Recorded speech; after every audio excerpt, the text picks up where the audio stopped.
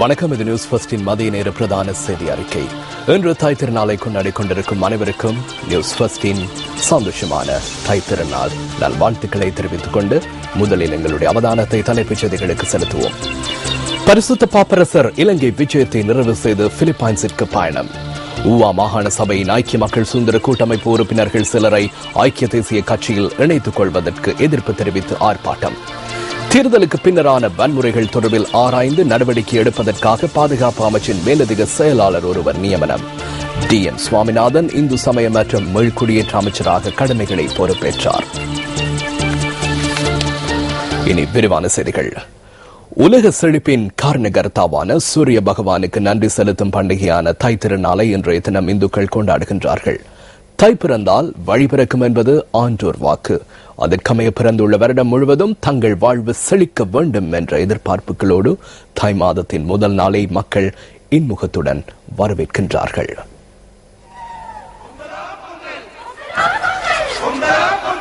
உழுதுண்டு வாழ்வாரை வாழ்வார் மற்றெல்லாம் தொழுதுண்டு பின் செல்பவர் என்ற திருக்குறளின் மூலமாக உழவின் மகத்துவத்தை திருவள்ளுவர் உணர்த்துகின்றார். உழவர்களின் தனித்துவத்தை உலகுக்கு உணர்த்துகின்ற உன்னதமான தைப்பொங்கல் என்றாகும். இது இந்துக்களால் தொன்று தொட்டு சிறப்பாக கொண்டாடப்படும் ஒரு தனி பெரும் திருநாளாகும். உலகிற்கு ஒளி முதலாக இருந்து நிலம், நீர், தீ, காற்று, ஆகாயம் ஆகிய பஞ்சபூதத்தின் சக்தியை பிரபஞ்சத்துக்கு வாரி இறைக்கின்ற சூரிய பகவானின் அர்ப்பணிப்பை உழவர்கள் நன்றியுணர்வுடன் இன்றைய தினம் நினைவு கூறுவார்கள். அதற்கமைய உழவர் திருநாளாம் பொங்கல் பண்டிகையை உலக இந்து பெருமக்கள் வெகு விமரிசையாக கொண்டாடுகின்றனர். நெற்றி வியர்வை நிலத்தில் சிந்தி ஏற்பிடித்துள்ளும் உழவர்களின் அர்ப்பணிப்பை நினைவு கூறும் பொங்கல் திருநாள் அன்று ஆலயங்களில் பொங்கல் பொங்கி வழிபாடு செய்வது வழமையாகும்.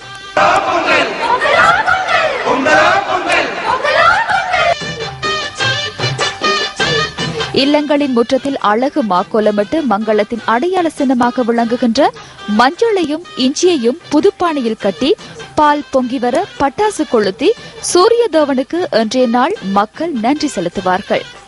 தைப்பொங்கலுக்கு அடுத்த நாள் உழவர்களின் உன்னத தோழனாக இருந்து உழவுக்கு உறுதுணை புரிந்த எருதுகளை வழிபடும் நாளான பட்டிப்பொங்கல் திருநாள் கொண்டாடப்படுகின்றது.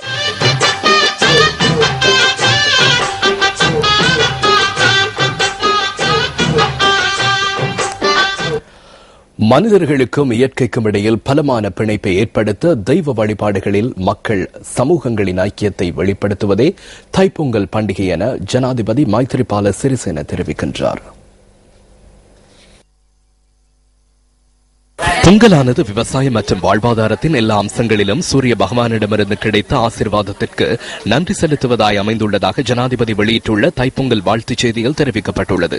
சிறந்த அறுவடைக்காக சூரிய பகவானுக்கு நன்றி செலுத்துவதிலும் எதிர்வரும் வருடத்திலும் சிறந்த அறுவடையும் வெற்றிகளும் தொடர்ச்சியாக கிடைக்க வேண்டும் என்ற எதிர்பார்ப்பிலும் மிகுந்த அன்பு மற்றும் புரிந்துணர்வுடன் குடும்பங்களையும் சமூகங்களையும் ஒன்றிணைக்கும் பண்டிகையாக தைப்பொங்கல் உள்ளதாக ஜனாதிபதி குறிப்பிடுகின்றார். மக்கள் மத்தியில் சமாதானம், ஐக்கியம் மற்றும் சுபிட்சத்திற்காக அன்பு மற்றும் காருண்யத்துடன் தனது பதவிக்காலத்தின் ஆரம்பத்தில் வாழ்த்து தெரிவிப்பதையிட்டு பெருமகிழ்ச்சி அடைவதாக ஜனாதிபதி மைத்ரிபால சிறிசேன வெளியிட்டுள்ள வாழ்த்துச் செய்தியில் மேலும் சுட்டிக்காட்டப்பட்டுள்ளது. இதேவேளை நாளாந்தம் இலங்கை சமூகத்திலிருந்து தூரமாகும் சமத்துவத்தை மீள ஏற்படுத்தும் சூழல் புதிய அரசியல் மாற்றத்துடன் உருவாகியுள்ளதாக பிரதமர் ரணில் விக்ரமசிங்க வெளியிட்டுள்ள பொங்கல் வாழ்த்துச் செய்தியில் தெரிவிக்கப்பட்டுள்ளது. சமத்துவத்தின் மேன்மையும் நன்றி கடனின் உயர்வையும் பொங்கல் பண்டிகை உணர்த்தி நிற்பதாக பிரதமர் சுட்டிக்காட்டியுள்ளார். சமூகத்திலிருந்து தூரமாகும் மதிக்கும் குணத்தையும் நன்றி பாராட்டும் பண்பையும் மீள ஏற்படுத்தும் சூழல் தற்போது உருவாகியுள்ள நிலையில் அத்தகைய நற்குணமிக்க சூழலை உருவாக்கும் கஷ்டமான சவாலுக்கு முகம் கொடுக்க பொங்கல் தினத்தில் உறுதி பூணுவோம் என ரணில் விக்ரமசிங்க தனது வாழ்த்துச் செய்தியின் ஊடாக வலியுறுத்தியுள்ளார். உழுதுண்டு வாழும் விவசாயிகளுக்கும் பரித்தேரில் பவனி வரும் சூரிய பகவானுக்கும் நன்றி தெரிவிக்கும் உழவர் திருநாள் இன்று நாட்டின் பல பாகங்களிலும் வெகு விமரிசையாக கொண்டாடப்பட்டது. இயற்கை அனர்த்தங்களினால் கடந்த காலங்களில் பல பொருளாதார மற்றும் உயர் ரீதியிலான இழப்புகளை சந்தித்த மக்கள் இன்று தமிழர் திருநாளாம் தை திருநாளை வெகு விமரிசையாக கொண்டாடி மகிழ்ந்தார்கள். நாட்டின் பல பகுதிகளிலும் பதிவான காட்சிகளை செய்தியில் எதிர்பாருங்கள். பரிசுத்த பாப்பரசர் இன்று காலை 8:45 அளவில் இலங்கையிலிருந்து பிலிப்பைன்ஸிற்கு மணிலா நகரை நோக்கி பயணமானார். இலங்கை விமான சேவைக்கு சொந்தமான விசேட விமானம் மூலம் அவர் புறப்பட்டு சென்றார்.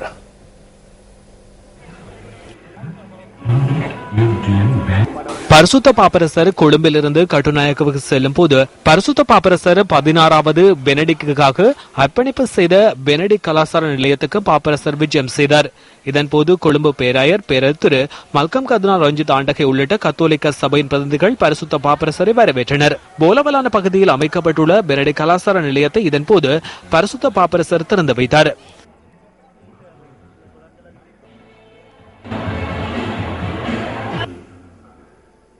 அதனைத் தொடர்ந்து பரிசுத்த பாப்பரசர் கட்டுநாயக்க விமான நிலையத்துக்கு வருகை தந்தார். இலங்கைக்கான விஜயத்தை நிறைவு செய்கின்ற நிகழ்வில் ஜனாதிபதி மைத்திரிபால சிறிசேன உள்ளிட்ட அரசு உயர் அதிகாரிகள் பலரும் இதன் போது கலந்து கொண்டிருந்தனர். இந்த நிகழ்வில் பிரதமர் ரணில் விக்ரமசிங்கவும் கலந்து கொண்டிருந்தார்.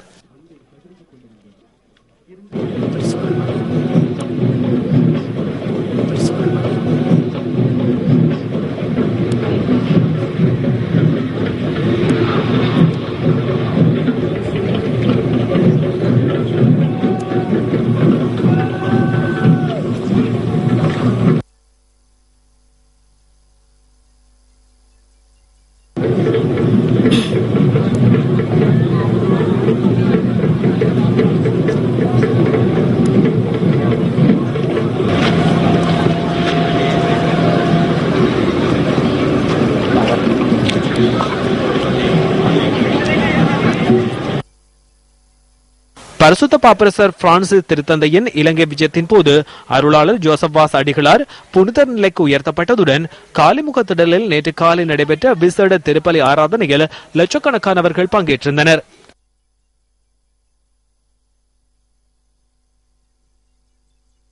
மன்னார் மடு தேவாலயத்தில் நேற்று பிற்பகல் நடைபெற்ற ஆராதனைகளிலும் பரிசுத்த பாப்பரசர் கலந்து கொண்டிருந்தார்.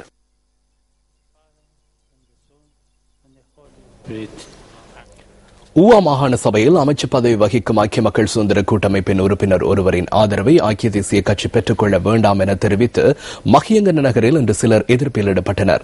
குறித்த உறுப்பினரின் ஆதரவை பெற்றுக் கொள்வதன் மூலம் நல்லாட்சிக்கான புதிய அரசாங்கத்தின் எதிர்பார்ப்பு தகர்க்கப்படுவதாக ஆர்ப்பாட்டத்தில் ஈடுபட்டுள்ளவர்கள் குறிப்பிடுகின்றனர். இதேவேளை வெலிமட நகரில் ஊவா மாகாண சபை தலைவரின் ஆதரவை ஐக்கிய தேசிய கட்சி பெற்றுக் கொள்வதற்கு எதிர்ப்பு தெரிவிக்கும் வகையில் எதிர்ப்பு நடவடிக்கை ஒன்று முன்னெடுக்கப்படுகிறது. ஐக்கிய தேசிய கட்சியின் ஆயிரக்கணக்கான ஆதரவாளர்கள் இந்த எதிர்ப்பு நடவடிக்கையை முன்னெடுத்துள்ளனர். உழுதுண்டு வாழும் விவசாயிகளுக்கும் பரித்தேரில் பவனி வரும் சூரிய பகவானுக்கும் நன்றி தெரிவிக்கும் உழவர் திருநாள் இன்று நாட்டின் பல பாகங்களிலும் வெகு விமரிசையாக கொண்டாடப்பட்டது. அது தொடர்பான தகவல்கள் அடுத்து.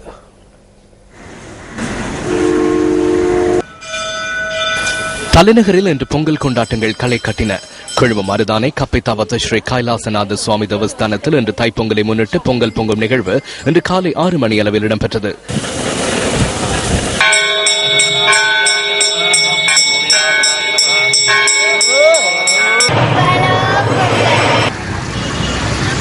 யாழ் மாவட்டத்திலும் மக்கள் தைத்திருநாளை உவகையுடன் வரவேற்றனர்.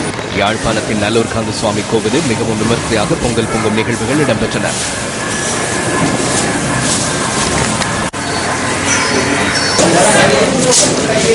யாழ்ப்பாணத்தின் பொன்னாலை ஸ்ரீ வரதராஜ பெருமாள் ஆலயம் மற்றும் வட்டுக்கோட்டை மாவடி கந்த சுவாமி கோவில், சித்தன்கனி ஸ்ரீ நாக கண்ணகி அம்பாள் கோவிலிலும் பொங்கல் பொங்கப்பட்டது.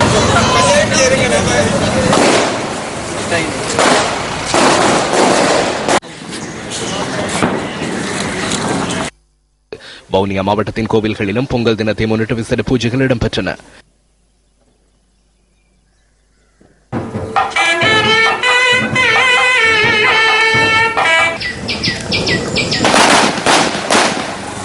பொங்கலை கிளிநொச்சி மக்களும் சிறப்பாக கொண்டாடி மகிழ்கின்றனர். முருகண்டி பிள்ளையார் ஆலயத்தில் இடம்பெற்ற விசேட வழிபாட்டில் கிளிநொச்சி ராணுவ கட்டளை அதிகாரியும் கலந்து கொண்டார்.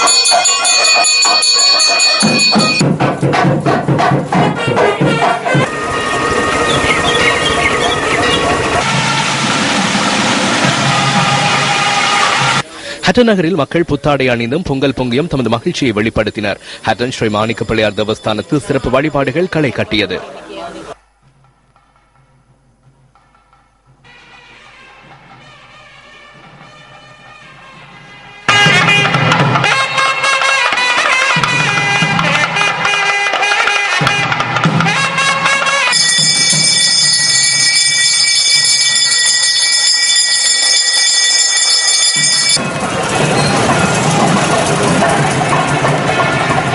திருகோணமலையின் விசேட தளமான திருகோணேஸ்வரம் திருத்தலத்தில் தைப்பொங்கல் நிகழ்வுகள் களை கட்டியது.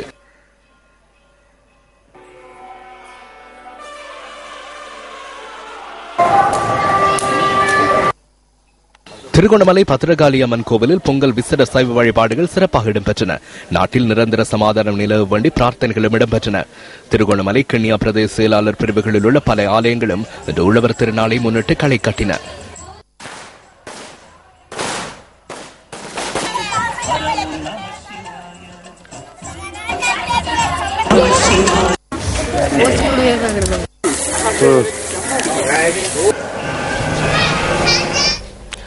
மீள்குடியேற்றம், புனர்வாழ்வு மற்றும் இந்து மத விவகார அமைச்சர் DM சுவாமிநாதன் தமது கடமைகளை பொறுப்பேற்றுக் கொண்டுள்ளார். அமைச்சர் இன்று காலை இதற்கான வைபவம் இடம்பெற்றது. காலை 9:23 அளவில் அமைச்சில் அவர் கடமைகளை பொறுப்பேற்றுக் கொண்டார். இந்த நிகழ்வில் முக்கிய பிரமுகர்கள் உள்ளிட்ட பலர் கலந்து கொண்டனர். யாழ்ப்பாண மக்களுக்கும் மட்டக்களப்பு மற்றும் சூழ்நிலையில் இருக்கும் மற்ற மக்களுக்கு எல்லோருக்கும் புனருத்தாரணம் கொடுத்திருக்கின்றார்கள் என்று கூறுகின்றார்கள். எனினும் அவர்கள் அந்த காணிகளை கொடுத்தாலும் அந்த காணிகளை கொடுத்தவர்களுக்கு அடுத்த நாள் அவர்களுடைய சாப்பாடு அல்லது அவர்களுடைய வாழ்க்கைக்கு வேண்டிய சில சலுகைகளே இல்லை என்றுதான் கூற விரும்புகின்றேன். அப்படியான ஒரு நிலைமையிலே நாங்கள் புனருத்தாரணம் செய்து வருகின்றார்கள் என்று கூறுவது முக்கியமாக நான் ஏற்றுக்கொள்ள முடியாது. ஆதலினால் எங்களுடைய அரசாங்கத்தின் முக்கிய கட்டம் என்னவென்றால், இப்படியாக புனருத்தாரணம் செய்த மக்களுக்கு அவர்களுடைய காணி கொடுத்ததும் விட அவர்களுக்கு ஒரு கட்டிட வசதி இருக்க வேண்டும். அடுத்ததாக முக்கியமாக அவர்கள் வாழ்க்கைக்கு பணம் அல்லது அவர்களுடைய சாப்பாடுக்கு வேண்டிய முக்கியத்துவம் கொடுக்க வேண்டும். எத்தனையோ லட்சக்கணக்கான ஏக்கர்கள் விவசாயிகளுக்கு கொடுக்க முடியுமான நிலைமையாயிருக்கின்றது. அந்த விவசாய விளைநிலங்களை நாங்கள் எடுத்து எங்கள் புனருத்தான மக்களுக்கு கொடுத்தால் அது பெரும் உதவியாக இருக்கும் என்றுதான் நான் கூற விரும்புகிறேன். 100 நாளிலே நடக்கப் போறதும் இந்த வேலை திட்டத்திலே இப்படியான ஒரு முக்கியத்துவத்தை நாங்கள் மனதிலே வைத்து அவர்கள் உங்களுடைய ஒத்துழைப்பு, அதாவது அரசாங்கத்தின் ஒத்துழைப்போடு நாங்கள் முன்வந்து இவர்களுக்கு இந்த விவசாயிகளுக்கும் விவசாயம் செய்வதற்கும் நாங்கள் ஒரு தருணம் கொடுப்போம் என்று கூற விரும்புகின்றேன். வெளிநாட்டு வேலைவாய்ப்பு அமைச்சர் தலத்தா ஆத்துக்கூரலவுக்கு ரத்னபுரியில் வரவேற்பு நிகழ்வு ஒன்று நடைபெற்றது. ரத்னபுரி தொகுதி மக்கள் இந்த வரவேற்பு நிகழ்வை ஏற்பாடு செய்திருந்தனர்.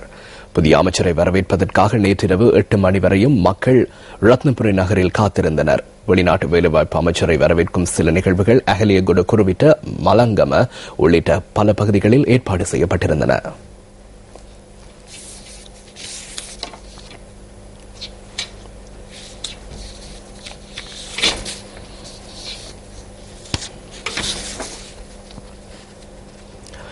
யானைகளின் கடத்தலை தடுத்து நிறுத்துவதற்கான சட்ட வரைவுகள் தயாரிக்கப்பட உள்ளதாக வனஜீவராசிகள் திணைக்களம் குறிப்பிடுகிறது. யானை குட்டிகளை கடத்தும் நடவடிக்கைகள் தொடர்ந்து முன்னெடுக்கப்படுவதாக திணைக்களத்தின் பணிப்பாளர் நாயகம் HD ரத்நாயக்க தெரிவித்தார். நாட்டில் உள்ள யானைகள் தொடர்பான தரவுகள் சேகரிக்கப்பட்ட நிலையில் சில யானை குட்டிகள் காணாமல் போயுள்ளமை கண்டறியப்பட்டுள்ளதாக வனஜீவராசிகள் திணைக்களம் குறிப்பிட்டது. அவை தொடர்பில் விசாரணைகள் ஆரம்பிக்கப்பட்டுள்ளதாகவும் சம்பந்தப்பட்ட அதிகாரிகளுடன் அடுத்த கட்ட நடவடிக்கைகள் தொடர்பில் கலந்தாலோசித்து உள்ளதாகவும் HD ரத்நாயக்க சுட்டிக்காட்டியுள்ளார். இவ்வாறான நடவடிக்கைகளுடன் தொடர்புடையவர்களுக்கு எதிராக எதிர்வரும் காலங்களில் கடும் சட்ட நடவடிக்கை எடுக்கப்படும் என அவர் மேலும் கூறியுள்ளார். அடுத்த விளையாட்டுச் செய்தி. நியூசிலாந்து மற்றும் இலங்கை அணிகளுக்கு இடையிலான 2வது ஒருநாள் சர்வதேச கிரிக்கெட் போட்டி தற்போது நடைபெற்று வருகிறது. 249 ஓட்டங்களை வெற்றிலக்காக கொண்டு பதிலுக்கு துடுப்படுத்தாடும் இலங்கை அணி சற்று முன்னர் வரை 3 விக்கெட்டுகளை இழந்து 221 ஓட்டங்களை பெற்றுள்ளது. இன்றைய நாணய சுழற்சியில் வெற்றி பெற்ற நியூசிலாந்து அணி முதலில் துடுப்படுத்தாட களமிறங்கியது. அந்த வகையில் முதலில் துடுப்படுத்தாடிய நியூசிலாந்து அணி 50 ஓவர்களில் சகல விக்கெட்டுகளையும் இழந்து 248 ஓட்டங்களை பெற்றுக் கொண்டது. பிரண்டன் மெக்காலம் அணி தலைவர் 117 ஓட்டங்களை பெற்றுக் கொண்டார். ராஸ் டேலர் 34 ஓட்டங்களை பெற்றுக் கொண்டார். நியூசிலாந்து அணி சார்பாக 4 விக்கெட்டுகள் ரன் அவுட் மூலமாக வீழ்த்தப்பட்டமை குறிப்பிடத்தக்கது. பந்துவீச்சில் சச்சித்ர சேனா நாயக்க மற்றும் ரங்கன ஹேராத் ஆகியோர் தலா 2 விக்கெட்டுகளை கைப்பற்றினர்.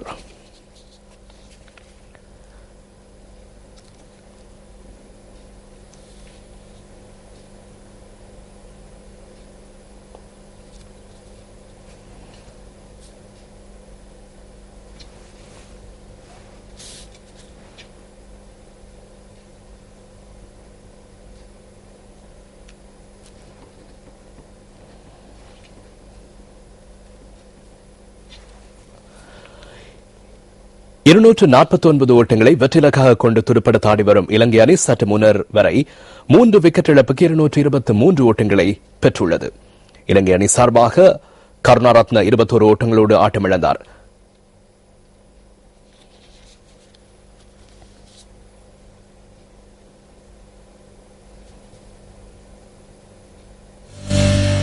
இத்துடன் நியூஸ் ஃபர்ஸ்டின் மதிய நேர பிரதான செய்தி அறிக்கை நிறைவு பெற்றது. நமது மணித்தியால செய்தியினை 2:25 எதிர்பாருங்கள். வணக்கம். Hotline 0114-896-896 www.newsfirst.lk. Feedback at newsfirst.lk.